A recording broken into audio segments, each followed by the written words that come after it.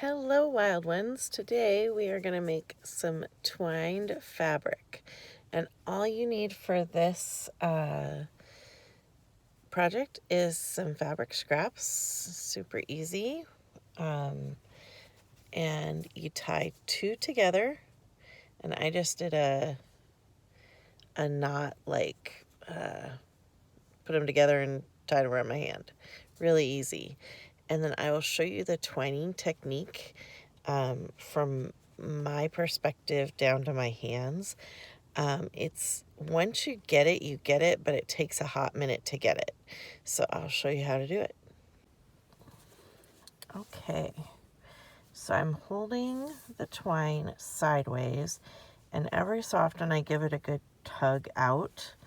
But I'm gonna twine, like turn the fabric away from myself and then pull it down. And I'm going to take the new top, twine it away, which means you just spin it really tight away.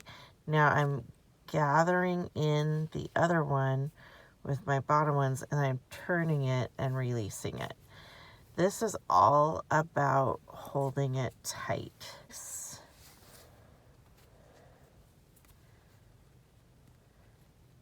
And I kind of like to keep the outside of my fabric on the outside of the twine. So I just went in there and kind of made sure the outside was outside.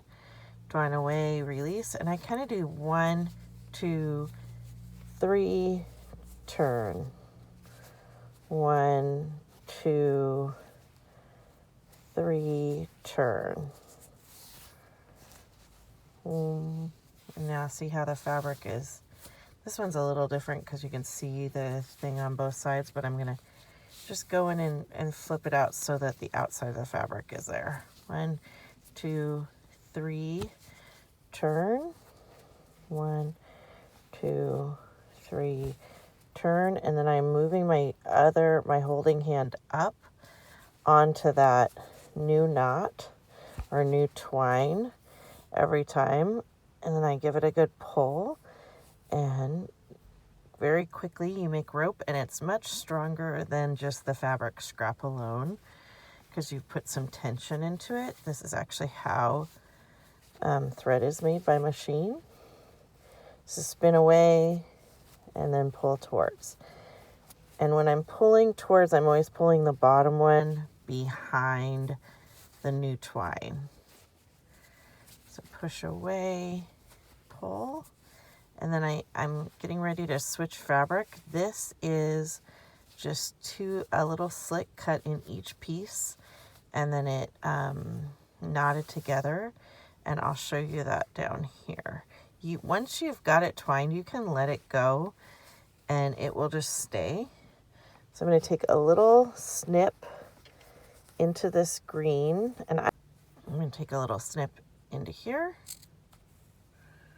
So I don't really care how the shapes of the ends are. I don't need them all squared or anything. So now I have a snip in each end.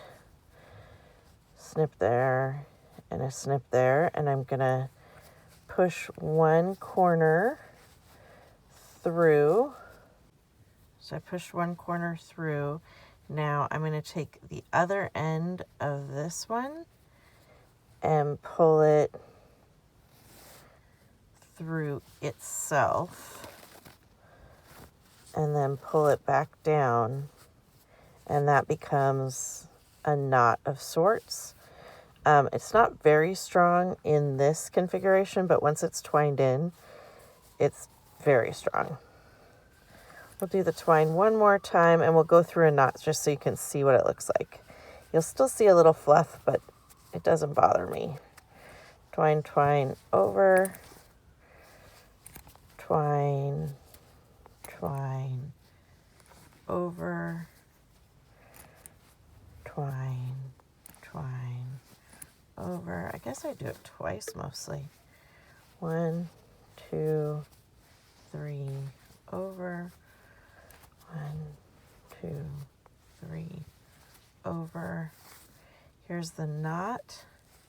So this I'm going to spin back, and I'm kind of taking my fingers and wrapping those as I twine it. I'm also kind of tucking in those tails. Twine over, 1, 2, 3, over, and I just kind of set them in there. You'll have little tails, and I think that's just part of the cool factor of the fabric, but if you hate them, you could probably sew them together flat before you got started and then use that. And as I'm twining, the other thing I'm doing naturally is just kind of running my fingers through to just make sure I don't get a knot in the tails of the fabric either. I don't do it every time, but about every other time. Twine, 1, 2, 3, down and up. Always pulling the twine part in front and the non-twine part in reverse. So I wanted to show you kind of how I finished this end. I just took the 2 pieces that came out from the knot and just nestled them around the piece and gave it a little whip stitch.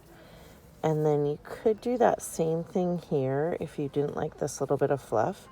You could just take and nestle this around like that and do a whip stitch. So it's just like a little, almost like a bead on the string. I have a second knot here. I could do that same thing. I'm not going to worry about that. But on this end, I don't really like how these fluffs are. So I think I'm just going to take and nestle these in. And I might just take this red and white one and kind of go around both. Yeah, I think I'll do that. So I'm going to go, I've got a knot at the end of my thread already. And I'm just going to kind of bury that into the, I obviously don't have a thick enough knot, so I just pulled it right out, put another one in.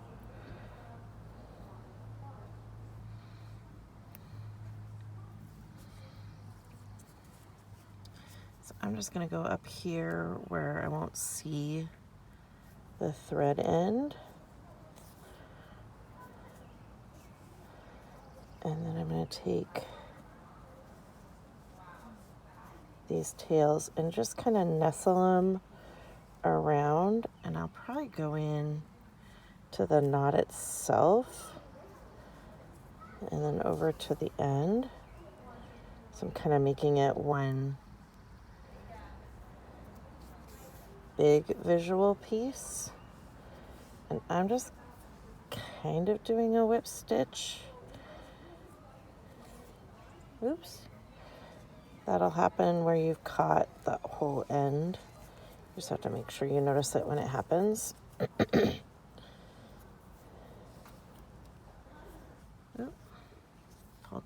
So I'm just going to go from one part to the other, and I'm holding it, kind of pinching it with my fingers to keep it together.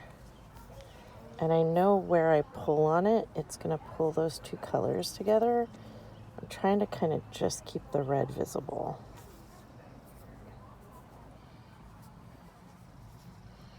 And if you see something you don't like, you can kind of just try to tuck it in. This is a striped fabric, so there is some white to it as well. And hold.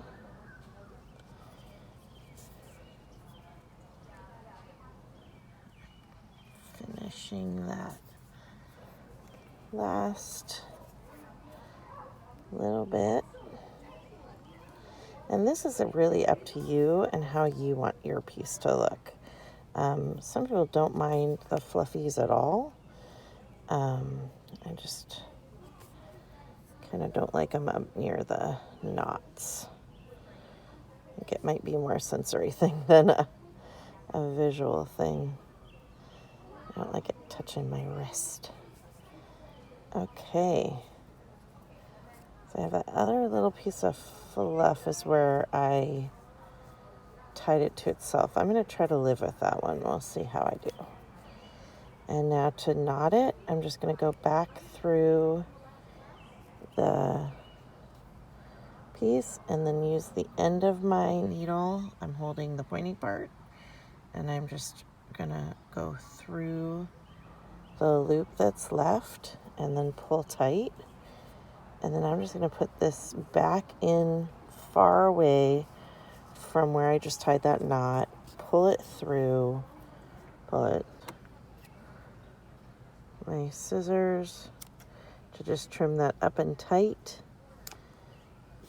And you can pull it back a little bit, and that'll just pop back in. And let's take a look at what we created. I think this will go around 3 times. So I take my little knot and I just push it through that hole. And that's the finishing clasp. This is a little tight for 3, so I might go down to 2. It will stretch out a little bit as you wear it. So maybe I will just leave it like this. And I love how that looks. So fun. So creating a twine